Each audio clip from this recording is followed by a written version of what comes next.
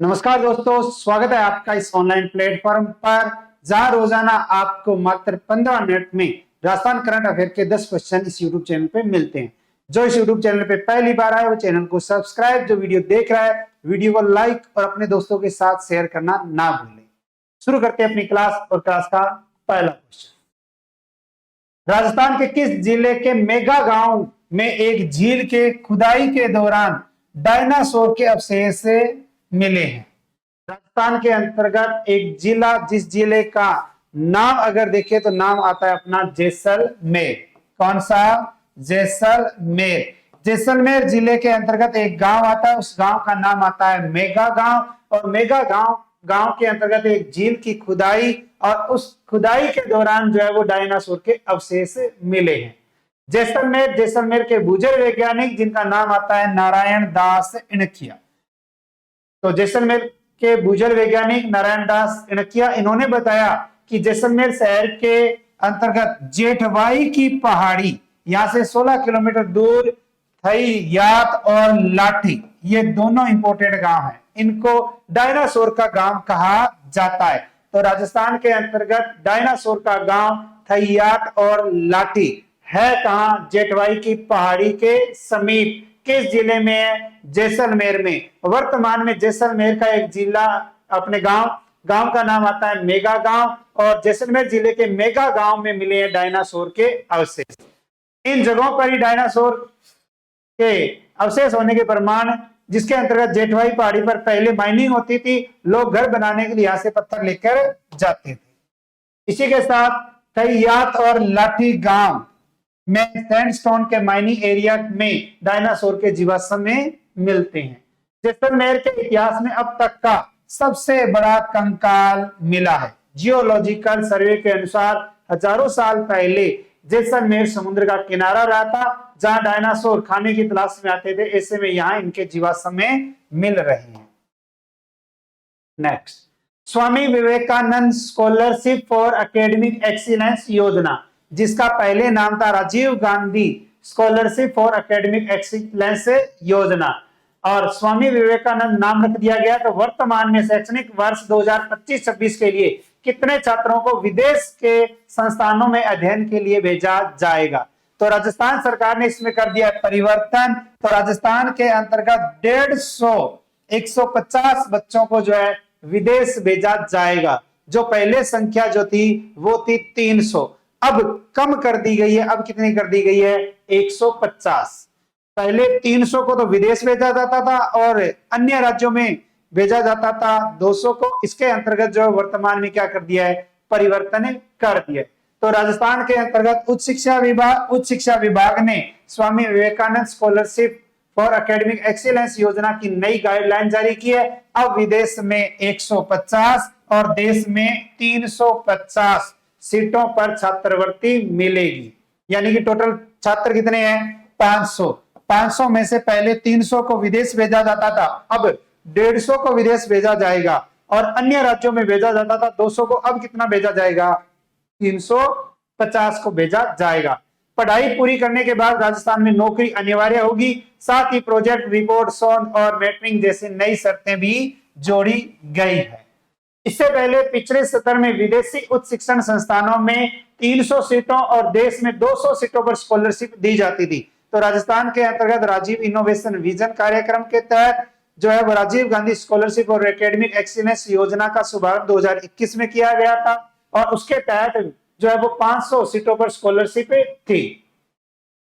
अब जो है वो फॉर्म प्रक्रिया शुरू हो चुकी है। 21 अगस्त से लेकर 20 सितंबर 2025 तक जो है वो आप फॉर्म भरकर इस योजना का लाभ ले सकते हैं। नेक्स्ट, राजस्थान के किस जिले में स्थित भारतीय चार्टर्ड अकाउंटेंट संस्थान द्वारा आयोजित एआई इनोवेशन समिट 2025 का आयोजन किया गया? तो राजस्थान के अंतर्गत भारतीय चार्टर्ड अकाउंटेंट संस्थान, इसके द्वारा एआई इनोवेशन समिट 2025, और ये 2025 समिट का आयोजन जो है वो राजस्थान के अंतर्गत जयपुर में किया गया। कहां किया गया? जयपुर में किया गया। तो राजस्थान के मुख्यमंत्री भजनलाल शर्मा, और भजनलाल शर्मा ने 22 अगस्त 2025 को भारतीय चार्टर्ड अकाउंटेंट संस्थान जयपुर शाखा द्वारा आयोजित एआई इनोवेशन समिट 2025 को संबोधित किया और उन्होंने कहा कि यह प्रसन्नता का विषय है कि देश में सबसे ज्यादा सीए राजस्थान से है। तो राजस्थान के अंतर्गत 22 अगस्त 2025 को एआई इनोवेशन समिट 2025 का आयोजन जयपुर में किसके द्वारा? भारतीय चार्टर्ड अकाउंटेंट संस्थान, जो राजस्थान में कहां है? जयपुर में। इससे पहले श्री शर्मा ने प्राइवेसी इन एआई पुस्तक तथा 2 दिवसीय समिट की स्मारिका का विमोचन किया और साथ ही उन्होंने आईसीएआई सदस्यों के प्रशिक्षण के लिए बनाए गए एआई 2.0 कोर्स का भी ऑनलाइन शुभारंभ किया है। नेक्स्ट, चीन के जिनिंग शहर में आयोजित इंटरनेशनल अर्थ साइंस ओलंपियाड में जयपुर के किस छात्र ने रजत पदक जीता? इंटरनेशनल अर्थ साइंस ओलंपियाड, इसका आयोजन जो है वो चीन में, जिसके अंतर्गत जयपुर का एक छात्र जिसने रजत पदक जीता। और रजत पदक जीतने वाले व्यक्ति का अगर नाम देखें तो नाम आता है अपम निधि पांडे। क्या नाम आता है? अपम निधि पांडे। अपम निधि पांडे जो जयपुर के एक छात्र हैं जिन्होंने रजत पदक जीता है इंटरनेशनल अर्थ साइंस ओलंपियाड में, जो आयोजन हुआ चीन में। इंटरनेशनल अर्थ साइंस ओलंपियाड प्रतियोगिता 7 से 17 अगस्त 2025 तक आयोजित की गई। इसमें 31 देशों के मेधावी छात्रों ने हिस्सा लिया। प्रतियोगिता को 3 स्तर पर आयोजित किया गया था। अंतरराष्ट्रीय मंच पर भारत का परचम लहराने वाले भविष्य के वैज्ञानिक अपम निधि पांडे ने इंटरनेशनल अर्थ साइंस ओलंपियाड 2025 में सिल्वर मेडल जीता है। नेक्स्ट, 5 से 20 अगस्त 2025 तक कजाकिस्तान में आयोजित 16वीं एशियाई निशानेबाजी चैंपियनशिप में राजस्थान के किस खिलाड़ी ने सिल्वर मेडल जीता है? तो आयोजन अगर देखें तो 5 से 20 अगस्त 2025 का हुआ कजाकिस्तान में। कौन सी? 16वीं एशियाई निशानेबाजी चैंपियनशिप। और इस निशानेबाजी चैंपियनशिप के अंतर्गत एक राजस्थान का खिलाड़ी, जिस खिलाड़ी का नाम आता है राजवीर सिंह राठौड़। क्या नाम आता है? राजवीर सिंह राठौड़। और राजवीर सिंह राठौड़ ने अगर पूछे तो सिल्वर मेडल जीता है। तो राजस्थान के युवा निशानेबाज जिनका नाम आता है राजवीर सिंह राठौड़, इन्होंने 16वीं एशियाई निशानेबाजी चैंपियनशिप में भारत के लिए सिल्वर मेडल जीता। कजाकिस्तान में 5 से 20 अगस्त 2025 तक यह प्रतियोगिता आयोजित हुई थी। नेक्स्ट, टोंक में संपन्न सब जूनियर राज्य स्तरीय जूडो प्रतियोगिता।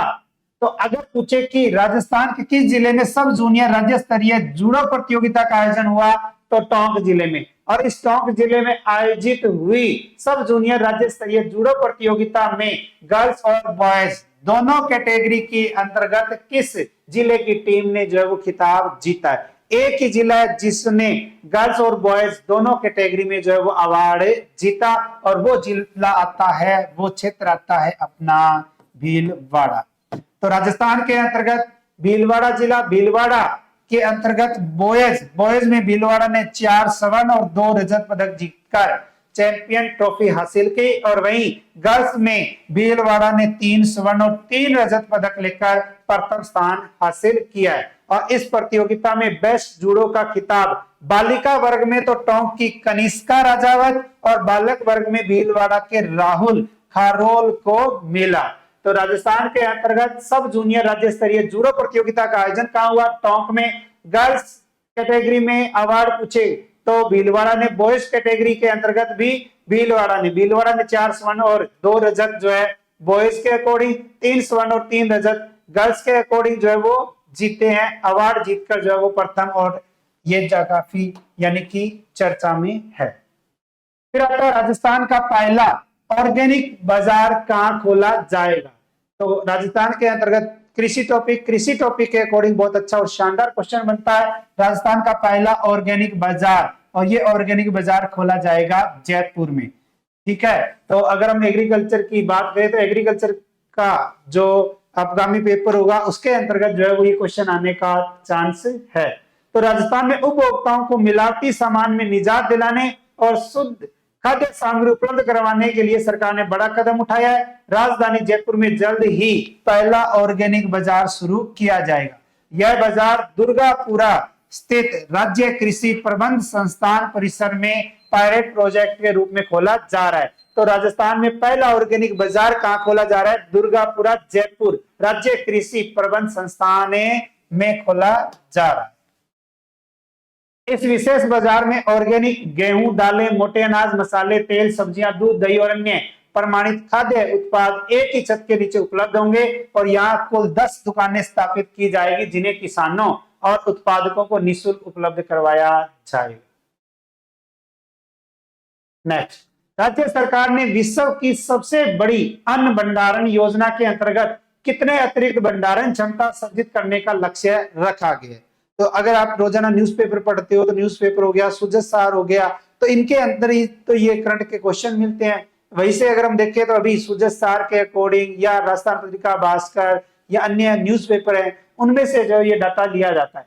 तो राज्य सरकार ने विश्व की सबसे बड़ी अन्न भंडारण योजना और इसके अंतर्गत अगर देखें तो अतिरिक्त भंडारण क्षमता जो है उसका एक लक्ष्य रखा गया है 1,61,500 मीट्रिक टन। ये जो है वो लक्ष्य रखा गया है या रखने की बात आती है। तो राज्य सरकार राजस्थान ने 1,61,500 मीट्रिक टन जो है वो अतिरिक्त भंडारण क्षमता जो है वो सृजित करने का लक्ष्य रखा है। राजस्थान में आता है आपका सहकारिता क्षेत्र में सहकार से समृद्धि कार्यक्रम, और इस कार्यक्रम के अंतर्गत भारत सरकार की विश्व की सबसे बड़ी अन्न भंडारण योजना को तेजी से लागू किया गया है। इसके तहत उत्पादन की तुलना में अपेक्षाकृत कम भंडारण क्षमता वाले जिलों को प्राथमिकता दी जा रही है। राजस्थान सरकार ने वर्ष 2024-25 के बजट में घोषणा की जिसमें 500 मीट्रिक टन क्षमता के 100 गोदाम और 100 मीट्रिक टन क्षमता के 50 जिन शरण गोदामों के निर्माण के लिए 31 करोड़ रुपए का प्रावधान किया था। वहीं 2025-26 में 500 मीट्रिक टन क्षमता के 100, 250 मीट्रिक टन क्षमता के 50 और 100 मीट्रिक टन क्षमता के 100 जीर्ण शरण गोदामों के लिए 45 करोड़ रुपए का बजट रखा था। लेकिन योजना के अंतर्गत कुल अगर देखें तो 1,61,500 मीट्रिक टन अतिरिक्त भंडारण क्षमता सृजित करने का लक्ष्य है। नेक्स्ट, ऑपरेशन सिंदूर के दौरान उत्कृष्ट सेवाओं के लिए किसे थल सेना जनरल उपेंद्र द्विवेदी ने कमेंडेशन कार्ड देकर जो है वो सम्मानित किया है।